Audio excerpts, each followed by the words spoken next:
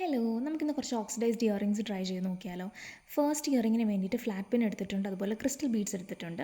നമ്മൾ ഫ്ലാറ്റ് പിന്നെ ക്രിസ്റ്റൽ ബീഡിലോട്ട് ഇട്ടിട്ട് റോളർ വെച്ചിട്ട്, അതായത് കട്ടർ വെച്ചിട്ട് നല്ലപോലെ ട്വിസ്റ്റ് ചെയ്തെടുക്കുകയാണ്. ഇനി ഇതിനെ ഓരോന്നും ജുംക ഫ്രെയിമിലോട്ട് അറ്റാച്ച് ചെയ്ത് കൊടുക്കുകയാണ്. അതിനുശേഷം നമ്മളൊരു ബേസ് എടുത്തിട്ടുണ്ട്. ഒരു സിൽവർ ജംപറിങ് വെച്ചിട്ട് ആ ബേസിലോട്ട് നമ്മുടെ ഈ ജുംക ഫ്രെയിമിൽ നമ്മൾ അറ്റാച്ച് ചെയ്ത് കൊടുക്കുകയാണ്. വളരെ സിമ്പിളാണ്.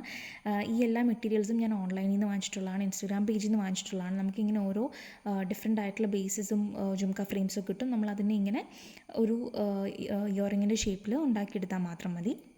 അപ്പോൾ നമ്മുടെ ഫസ്റ്റ് ഇയറിംഗ് ആണിത്. ഒരു ഫ്ലവർ ബേസ് ആണ് നമ്മൾ കൊടുത്തിരിക്കുന്നത്. അതുപോലെ ബ്യൂട്ടിഫുൾ ആയിട്ടുള്ള കുറച്ച് ഹെവി ആയിട്ടുള്ളൊരു ജുംക്കയാണിത്. ഇത് നിങ്ങൾക്ക് ട്രൈ ചെയ്ത് നോക്കാവുന്നുള്ളൂ. ഇതിപ്പം ഈ സെയിം ഡിസൈൻ വേണമെന്നില്ല, പല മെറ്റീരിയൽസ് ആൻഡ് ഡിസൈൻസ് അവൈലബിൾ ആയിട്ടുണ്ട്. അത് ട്രൈ ചെയ്ത് നോക്കാം. ക്രിസ്റ്റൽ ബീഡ്സും പല കളറിൽ അവൈലബിൾ ആയിട്ടുണ്ട് കേട്ടോ. ഇനി രണ്ടാമത്തെ ഡിസൈൻ എന്ന് പറയുമ്പോൾ നമ്മളിതുപോലെ ലോട്ടസിൻ്റെ കുറച്ച് മീഡിയം സൈസിലുള്ള ബേസാണ് എടുത്തിട്ടുള്ളത്. ഇത് വന്നിട്ടൊരു ഫ്ലാറ്റ് ആയിട്ടുള്ളൊരു ഹാങ്ങിങ് ഫ്രെയിമാണ്. ഗുങ്ക്രു ബീഡ്സാണ് എടുത്തിട്ടുള്ളത്. ഇത് വന്നിട്ട് CCB ഗുങ്ക്രു ബീഡ്സാണ്, പ്ലാസ്റ്റിക്കിൻ്റെ ആണ് കേട്ടോ. അപ്പം ഇത് നമ്മൾ വന്നിട്ട് ഒരു 3 വെച്ചിട്ട് ഓരോ ജംപറിങ്ങിലോട്ടും സിൽവർ ജംപറിങ്ങിലോട്ടും അറ്റാച്ച് ചെയ്തിട്ട് നമ്മുടെ ഹാങ്ങിങ്ങിൻ്റെ ഓരോ ഹോൾസിലോട്ടും ഈ 3 വെച്ചിട്ട് അറ്റാച്ച് ചെയ്ത് കൊടുക്കുകയാണ്. ഈ ജംപറിങ്സും അതുപോലെ തന്നെ മെറ്റീരിയൽസും ഗുങ്ക്രു ബീഡ്സും ഒക്കെ നമ്മൾ ഓൺലൈനിൽ നിന്ന് വാങ്ങിച്ചിട്ടുള്ളത്. കുറേ ഓൺലൈൻ ഷോപ്സ് അവൈലബിൾ ആയിട്ടുണ്ട്. അത് അല്ലെങ്കിൽ തന്നെ നമുക്ക് ആമസോണിൽ നിന്ന് കിട്ടും, ഫ്ലിപ്കാർട്ടിൽ നിന്ന് കിട്ടും, മീഷോയിൽ നിന്നൊക്കെ അവൈലബിൾ ആയിട്ടുണ്ട്. അപ്പോൾ നിങ്ങൾ നിങ്ങളുടെ സ്യൂട്ടബിൾ ആയിട്ടുള്ള ബഡ്ജറ്റിനനുസരിച്ചിട്ട് ഓരോന്നും വാങ്ങിച്ചിട്ട് ഇങ്ങനെ ട്രൈ ചെയ്ത് നോക്കൂ കേട്ടോ.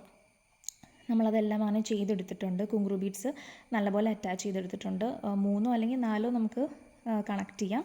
അതിനുശേഷം ഈ ഒരു ലോട്ടസിൻ്റെ ബേസിലോട്ട് ജംപറിങ് വെച്ചിട്ട് എഗെയിൻ നമ്മളതിനെ കണക്ട് ചെയ്തെടുക്കുകയാണ് കേട്ടോ. ഇത് നിങ്ങൾക്ക് ഹാങ്ങിങ് ആയിട്ടും യൂസ് ചെയ്യാം കേട്ടോ. ഇതിപ്പോൾ നമ്മൾ സ്റ്റഡ് പോലെയാണ് ഉണ്ടാക്കിയിരിക്കുന്നത്, പക്ഷേ ഹാങ്ങിങ് ആയിട്ടും യൂസ് ചെയ്യാം.